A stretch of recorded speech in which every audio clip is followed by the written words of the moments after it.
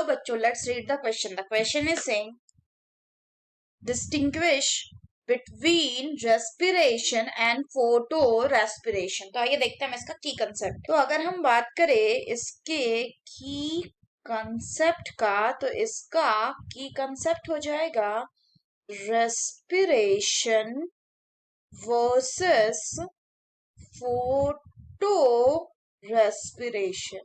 respiration versus photo respiration. So अगर हम बात करें रेस्पिरेशन की, तो रेस्पिरेशन क्या होता है? Respiration is a process. ये एक प्रोसेस है जिसमें क्या इन्वॉल्व होता है? जिसमें कि आपका इन्वॉल्व होता है ऑक्सीडेशन. किस चीज का? Oxidation of the organic molecule. Organic molecule का ऑक्सीडेशन, ताकि क्या प्रोड्यूस हो सके?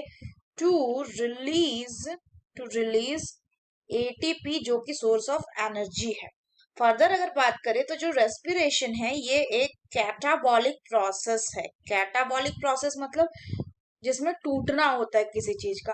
फर्दर बात करें तो इसको हम क्या कहते हैं? इसको हम कहते हैं डार्क रेस्पिरेशन. और रेस्पिरेशन जो है ये किसमें होता है? अगर हम बात करें तो ये एरोबिक के साथ साथ एनएरोबिक ऑर्गेनिज्म में भी हमें देखने को मिलता है. यानी वैसे ऑर्गेनिज्म जिसको ऑक्सीजन की जरूरत होती है एंड जिनको ऑक्सीजन की जरूरत नहीं होती, उन दोनों में रेस्पिरेशन प्रोसेस हमें देखने को मिलता है. इसमें जो सबस्ट्रेट होता है, वो सबस्ट्रेट क्या होता है? इनका सबस्ट्रेट होता है आपका ग्लूकोज. क्या? ग्लूकोज.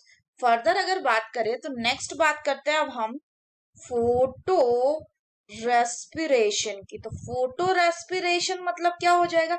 इसका मतलब वैसा रेस्पिरेशन का प्रोसेस जो किसके प्रेजेंस में होगा?